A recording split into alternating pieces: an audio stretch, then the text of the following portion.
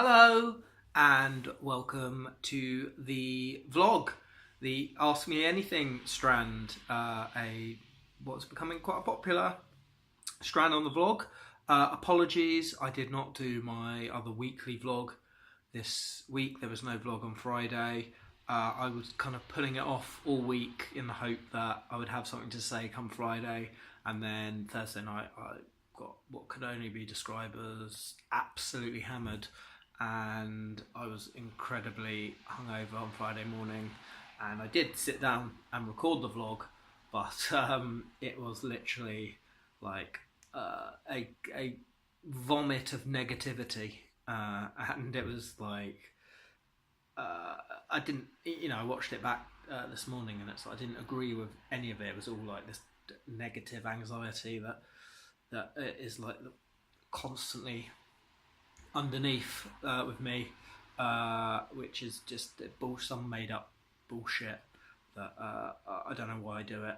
I don't believe it, but at the time I do believe it. But yeah, well, I'll get into that sort of stuff later in this.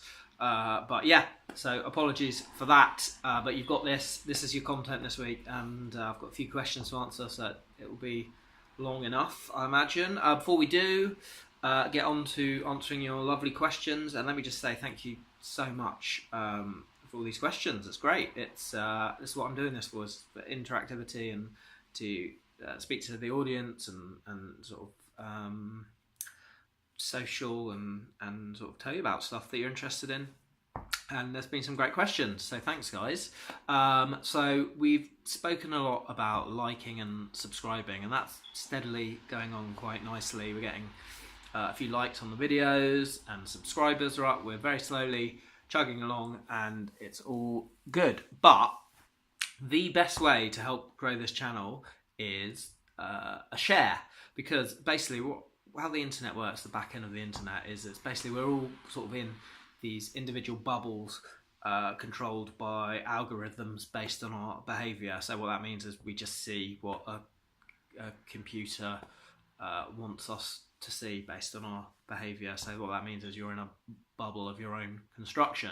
So when I put a video up or I tweet or anything, it just goes to the people in my bubble. Whereas if you share one of my videos, then I go into your bubble, where some different people who aren't in my bubble will see the video, and you never know, they might like it, and then I've got myself some new viewers, and that's the aim of this game, is to get as many viewers as possible. Well, actually it's not. I actually don't like this sort of society we're living in, where it's all about numbers. It's actually about quality. That's what it is for me, actually. So yeah, it's about quality, not quantity. I mean, there is this sort of obsession with like stadium comedy, for example. So I work in the comedy industry. I've never been to a gig in a stadium comedy, but I cannot imagine that it benefits the art form in any way. I mean, the best gigs are in small, intimate spaces, but hey, you can make a shitload of money if you play a stadium, and if you're just playing a 200-seater club. So it's economics dictating that. But anyway, I digress. Give videos a share if you like them, and I'll go into economic theory later, which I know nothing about. I mean, it's interesting, and I've read a few Noam Chomsky books, but that is the extent of my knowledge of economics. Anyway, let's answer your questions. And just what I alluded to earlier, I didn't vlog this week. I am the thing, as much as the negative voice is strong, it's also the reality is that I'm having a hard time at the moment in some aspects. There are a lack of so basically I'm about to run out of money, and there is no clear opportunity ahead where I can get some work, basically. I had some work lined up, famously DJing at Winter Wonderland, but due to them employing slaves and the Sun exposing that, they've cut their rents budget. And good luck, like I've said before, happy to end modern slavery. Of course I am, but I will not be able to eat very soon. But I got some good news yesterday, Friday, about a job interview. I've been applying for lots of jobs, but I'm not even getting to the interview stage. Whereas this is an interview, and I think I'll be good at an interview. So I'm confident that it's given me some hope. And cool. So what was my point? Is that it's just not going great at the moment. But that is the life I've chosen. Let's crack on with your questions. Here we go. So let's start with long-time subscriber and regular commentator, Joe Jacobs. Is Jester Jacobs. He has commented once again. Great content as always, Harry. I must say that I take objection to being described as a rat in the content. And a mug for that matter. As a long-time subscriber, I thought you'd give your viewers a bit more respect. Are you a long-time subscriber? Have you watched any of the videos? Obviously, if I'm calling you a snivelling rat mug, it's a term of affection for me, you know? It's like, at least I'm acknowledging you. You should be pleased I'm even deigning to interact with you, you snivelling rat mug. But yeah. But it's cool. I don't pay for the free content, so it's appreciated. Right, well, what is it upsetting you or isn't it? So it's appreciated that I call you a snivelling rat mug, but you take objection to it. Mate, what are you talking about anyway? Yeah. Right, more specifically, my question around seeing the notepads, not just if they were used for this content, if any other content is on them. What is it? Look forward to the next episode in any case. Right, Joe, I have not shown any notepads in any of my videos. I do use notepads, so I'm just wondering where this is coming from, what notepads you're talking about. So what I will do is I will show you a notepad that I have, which is this one, black moleskin, and I'm currently, I was using this 6 months ago when I wasn't very well. It wasn't a breakdown, but I was just very, very strong anxiety. Like, I was very anxious. So I was using this as that, writing, just keeping a track of it. It was good. It helped me to write it down. For example, on the 3rd of July, woke up in the night from an anxiety dream. Lovely. Let's have a look. 4th of July. American Independence Day, anxiety level 3 out of 10. Oh, so I wasn't that anxious. Whereas, and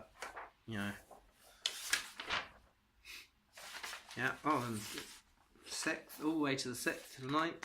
Lovely. And then the 9th of July, that was 8 out of 10 for anxiety. But anyway, the main reason I'm using this notebook at the moment, after I've been spewing up all my mental health issues, is I am working on what is quite an exciting project, actually. I'm going to be releasing a stand-up special next year, but I'm about to launch a Kickstarter, hopefully at the end of next week. Basically, I recorded a stand-up special about 2 years ago at Monkey Business in Camden at the Holiday Inn, and there was 12 people there at the beginning, about 6 by the end, and it was too depressing to watch the footage back until recently, and I watched it back, and it's really a funny show now that enough time has passed. I can laugh at it at this, which was, it was set up to record this show that went really well, and sort of put it out there so I could raise my profile as a stand-up, and it was just me arguing with audience members and none of my friends turning up when they said they would, etc, etc. Anyway, I've edited that, and I want to add a few extra bits. I'm going to do a Kickstarter to finalise it. So we have got, what have we got in this diary? So some projections for how to make some money from that. Obviously, people need to watch it, that's the main thing, and buy it. And then one of the things I want to do, one of the elements I want to add, I want to sort of film a bit that represents the subconscious mind of a comedian, their fears and anxieties when they're doing a gig. And this is obviously very real in this gig, because there are quite a few, in fact, let me tell you, when you're recording your stand-up special and people are walking out, it's very hard to create momentum, so you really will get, so I want to articulate through filmic means sort of a voice in my head that might that would have been going on during that. And so in order to do that, I've been researching Jung, Carl Jung. So there's lots of research on Jung here, who is a very fascinating guy, the sort of one of the inventors of modern psychiatry. And then so I'm sort of trying to learn about the subconscious, what it is, the psyche. He invented extroverts and introverts. Well, he discovered those terms. Loads of things like the collective unconscious, all this stuff. If you don't know anything about Carl Jung, have a read. And then I've drawn some sort of visual interpretations of how I see the subconscious being represented filmically, and that will sort of develop the more I understand about it. And it's very complicated. You know, the brain. Examining the brain is just weird, isn't it? Anyway, so there we go. There's a notebook for you, Joe. I hope that answers your complicated question. Well, it wasn't complicated. The complicated bit was that you complained about being insulted, but then said you appreciated it. Right, let's move on. Tom Owen. Have we met, Tom? Don't know if we have. Either way, nice to meet you virtually. Hey, what is on those post-it notes up there behind you? Those, as you can see, some colourful post-it notes up there. So that Tom, is the cause of all my woe, right there in post-it form. A couple of years, that is. I was commissioned to write something for TV, a project with a view to putting it on TV. It's called Development. For those of you who don't know what Development is, it is I've heard about Development before, I've been involved in it, and it is, the equation is all of your time for not enough money, is basically it. They want everything all written up, all done, all the work done for no money, so they can assess whether it's worth putting more money in, and they give you very little money for this. Not money to live. I was writing this whilst what was my part-time job? It was writing a sitcom. So I would get up in the morning and have to spend like 4 or 5 hours writing this thing, and then go and work in a bar till 4 in the morning, and it was incredibly stressful because I wanted to do a good job, but at the same time, I had to pay my rent, and the money they give you for the job you need to do is they're not comparable. So that is it had a sort of plot. It's quite tightly plotted. So it's really funny. But binding it all together, there's a plot. So what all these post-it notes are sort of like so it's very it's especially sort of equations, plot and sort of write it. It's I want to say it's maths. It's not maths, but it's it's theory. This theory, it's kind of like maths. It's using your brain. You're delving deep into your subconscious, because where are these ideas coming from? Back to Jung, who, by the way, this bit at the bottom is actually Jungian. It's based on Jungian theory, the hero's journey. That's from a book called The Writer's Journey, which, if anyone is interested in writing a TV show or a book or a film, then you should read The Writer's Journey, or Story by Robert McKee is another good one. But it's basically the theory of that every story adheres to this paradigm, and this is the hero's journey, all the sort of loops they jump through. So what I did was just to simplify my own thoughts, I tried to fit each important plot point on a post-it note. So if I could explain it simply on a post-it note, then that basically encoded it into my brain, and this is basically all the important plot points and character turning points put on the wall, and that is the map of a sitcom right there. And then accompanying that is like some shooting scripts, some character bios, and all that stuff. But I think if you came around and looked at that, it wouldn't make any sense to you. But to me, that is my reference for everything. Sadly, that is currently not commissioned. The channel who commissioned it, it's complete chaos, the commissioning process, just to let you know. It's like absolute crushed idealist. I'm so naive. I thought it was all meritocracy, and I thought if you work hard and you do something good, it gets commissioned. But you're fighting against this system of complete chaos.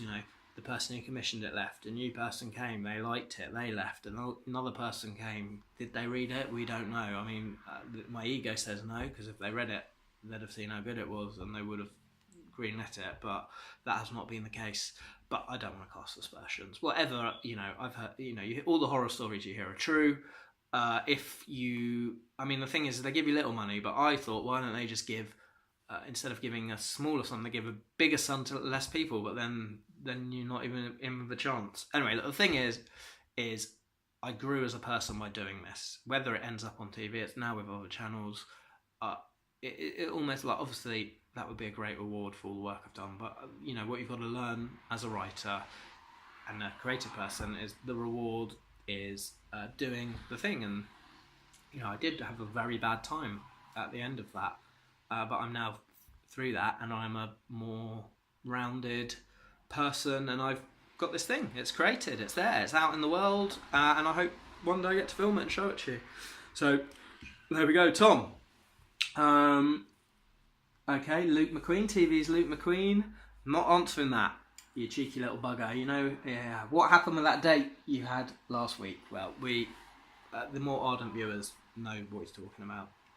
And no, not ready to be spoken about. But we had a lovely time, me and the date I went on, and we'll talk about that maybe at a later date. But for now, no. Right, let's go to the Facebook commentos.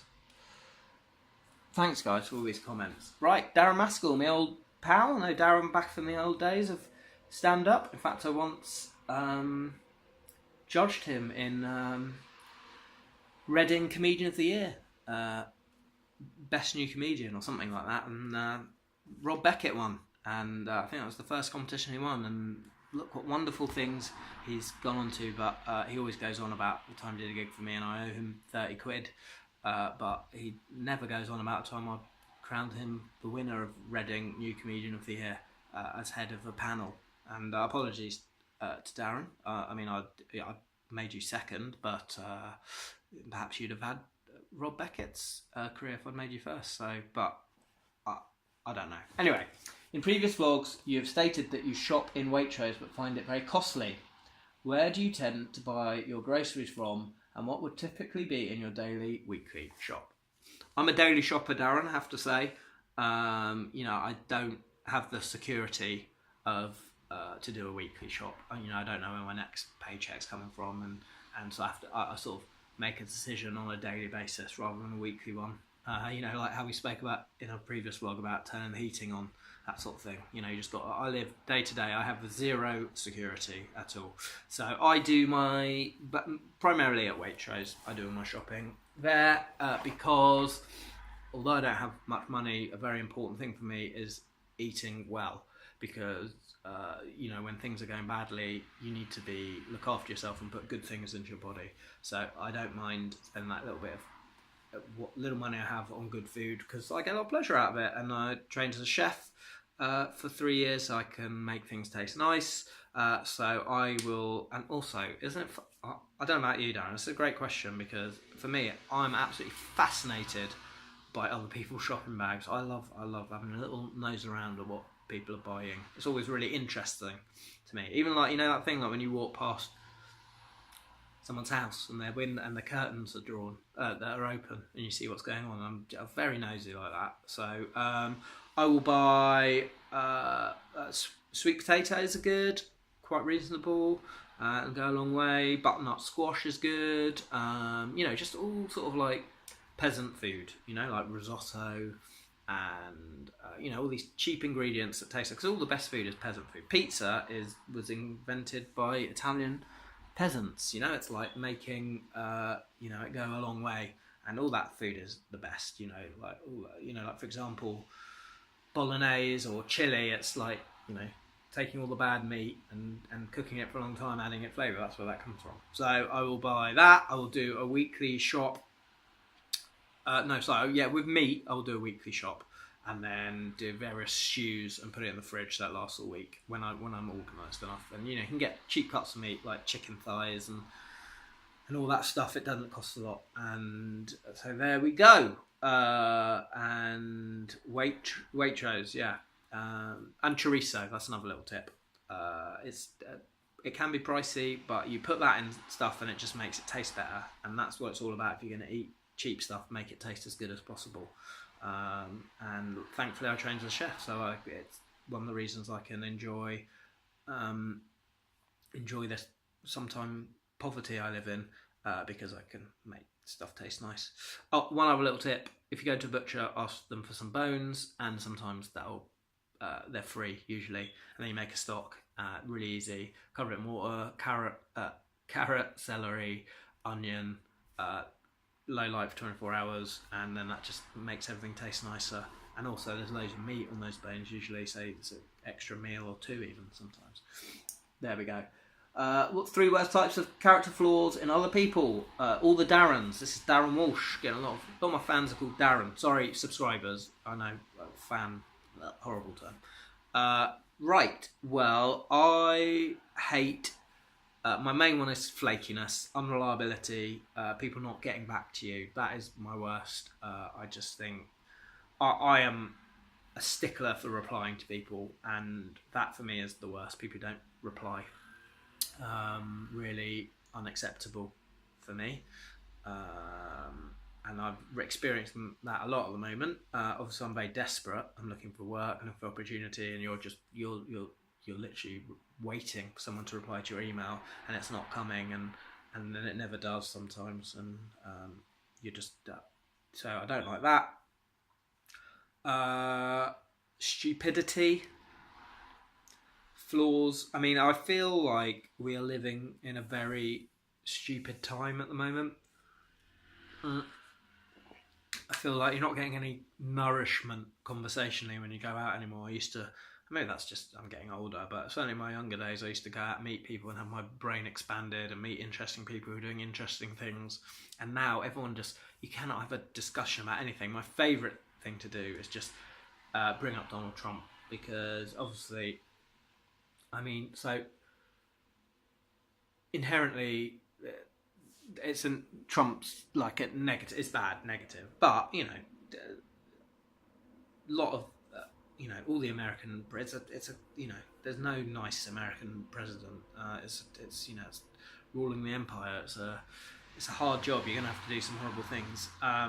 But anyway, I'm not intelligent enough to say this. But it is funny to just see how angry people get, and they can't even rationally discuss stuff about him without it just like being so emotional. And so that. I don't like that. And actually going back to the Jung thing, it's like I've noticed this a lot, which is like that nature abhors a vacuum, and when there is a vacuum, so that therefore a conversation where you don't know the answer, the imagination takes over. So I feel like we're in this culture of where people just have to answer something, but they don't know. Like for me, if you ask me what do I think of Donald Trump, I'm going to say I don't know, because it is such a complex issue. There's there's the media there's an agenda in the media. You've got to be able to cipher through what's going on, and then there's him who's just this crazy character, and what's really going on behind all the bluster in the press, and it's like, so I don't know. It's so complex. It's going to take historians years and years of research to actually tell us what's going on, and whether and also who knows, like he might actually in years to come might be a good thing. I mean, obviously it won't be, but you never know. But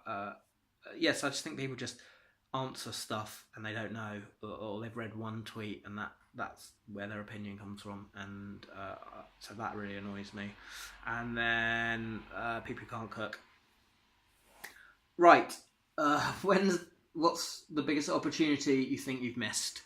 Benjamin Powell Jones. I think there are a few opportunities. I have no regrets, but one was early on in my filmmaking career. The first thing I made, actually, I sent that to all the TV channels, and one of them got back to me, had a meeting with a commissioning editor, and they were like, we really like this idea, have you got any others? I paused for about 20 seconds and just said, no, can't we make this? To which there was sort of no reply, and then we just sat there awkwardly for a couple of minutes. So I left, and that was the biggest opportunity I had had until recently. And that's like 10 years of like just kicking myself about how stupid I was in that meeting. Like, no preparation, no understanding, like just complete mug of the highest order.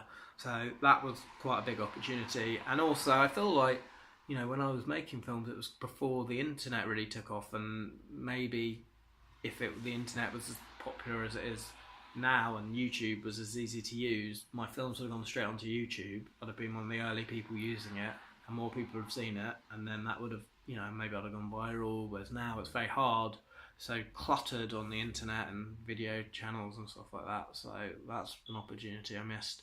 And then so it's a tie up between that, the filmmaking side, and then I used to be a comedy editor of The Guardian Guide, which is a wonderful opportunity. I got that when I was about 26, 27, and I completely abused that position. I thought, I'll get loads more opportunities like this, and we took it as seriously as, going for a piss. I really missed all my deadlines, and it's like I could do that job in like 4 hours a week now for the money it was, and I just fucked it up, and I could really do with something like that now. And the other thing is, the money was good, but also you become powerful, and it was like people, now no one in the industry room wants to talk to me, whereas in those days, like I walk into the room and all of a sudden you see the fakeness of people just all of a sudden just like wanting to talk to you because you write something in the Guardian about them and you sell them some tickets, etc, etc. So there we go, missed opportunities. I don't regret them, but those are two big ones. All right, I hope that was of help to you guys, and interest. That or maybe it was of help. Maybe it was. I don't know. Was it of help? Comment underneath, or ask me some more questions, and I'll do one of these a week. The next vlog I do will be a lot shorter. I'm getting so long-winded and long, but I guess there's a lot to talk about. But the next one will be short, concise, funny. Give it a share. Have a good Sunday. I've got quite an interesting meeting on Sunday with a family member. I'll tell you about it later. Bye.